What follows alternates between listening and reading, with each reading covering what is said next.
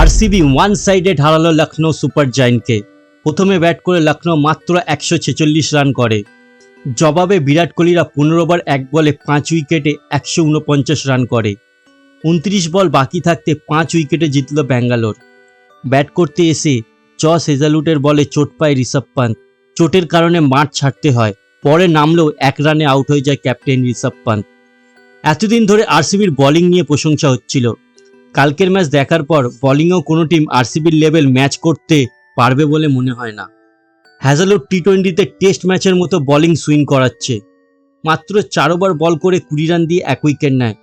Bowling economy 5 করে ভাবতে পারছেন কিরকম বোলিং করছে হ্যাজালউড। ভুবনেশ্বর কুমারও দারুণ বল করে 4 ওভারে 27 রান দিয়ে 3 উইকেট নেয়। আর কুনাল পান্ডিয়া একটু এক্সপেন্সিভ হলো, কিন্তু 2 উইকেট নিয়ে নিজের ক্লাস আবার বজায় রাখলো। আর একজন নতুন বোলারের কথা না বললেই হবে না, রাশিক সালাম। মাত্র 4 ওভারে 24 রান দিয়ে 4 উইকেট, অসম্ভব ভালো বোলিং করেছে। কিন্তু হেজালউড যে ক্লাসটা দেখালো সেটা অসম্ভব ইম্প্যাক্ট ফেলেছে আদার্স টিমের ওপর। আর এই 146 রান চেস করতে নেবে আরসিবির ওপেনার ফিলিপ সল্ট খুব দ্রুত আউট হয়ে যায়। 3 নম্বরে নামা দেবদূত পাটিকালও রান পেল না, 10 বলে 11 রান করলেন। তাতেও চাপ তৈরি হয়নি। ইম্প্যাক্ট প্লেয়ার হিসেবে প্রথমবার আইপিএল ইতিহাসে বিরাট কোহলিকে খেলতে দেখা যায়। ইম্প্যাক্ট প্লেয়ার যদি বিরাট কোহলি হয় তাহলে সেরকম ব্যাটিংটা করবে। তার ব্যাট থেকে এলো 34 বলে 49 রানের ইনিংস।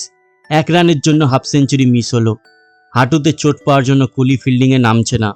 কোহলি আউট হওয়ার পর লক্ষ্য সহজ হয়ে যায়। রোমারিও সেপার্ট আর টিম ডেভিড ম্যাচটা ফিনিশ করে। এই আরসিবিকে হারানো খুবই কঠিন মনে হচ্ছে। এখন যে পাওয়ারফুল বোলিং করছে, হারানো আরও কঠিন মনে হচ্ছে। আরসিবি আবার ফাইনাল খেলবে।